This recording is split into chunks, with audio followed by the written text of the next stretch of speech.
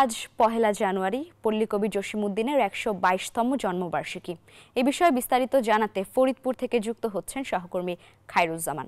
খায়রুজ্জামান, নতুন বছরের শুভেচ্ছা আপনাকে। সেই সাথে জানতে চাইছি পল্লীকবির জন্মবার্ষিকীতে কি আয়োজন রয়েছে?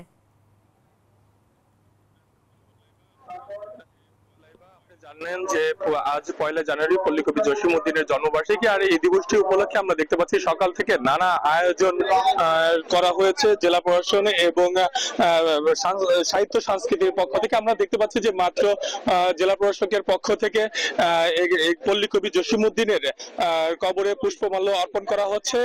এছাড়াও আমরা যেটা দেখতে পাচ্ছি যে পুলিশ প্রশাসনের পক্ষ থেকে এবং সাহিত্য পরিষদের পক্ষ থেকে, তাছাড়া সামাজিক সাংস্কৃতিক সংগঠনের পক্ষ থেকেও এই পুষ্পমাল্য অর্পণ করা হচ্ছে পল্লীকবির জসিমউদ্দিনের এই কবরে।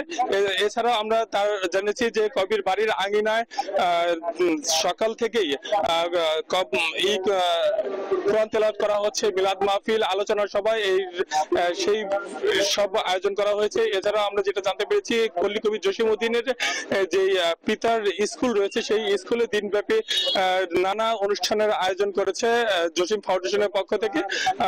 এই আমরা দেখতে পাচ্ছি যে পুষ্পমাল্য অর্পণ শেষে এখন মোনাজাত করা হচ্ছে এবং দিনব্যাপী যে আজকে আয়োজন সেটা কিন্তু আনুষ্ঠানিকভাবে কিন্তু এই পল্লীকবি জসিমউদ্দিনের এখানে আয়োজন করা হচ্ছে। তো এই ছিল আমার কাছে সর্বশেষ সংবাদ।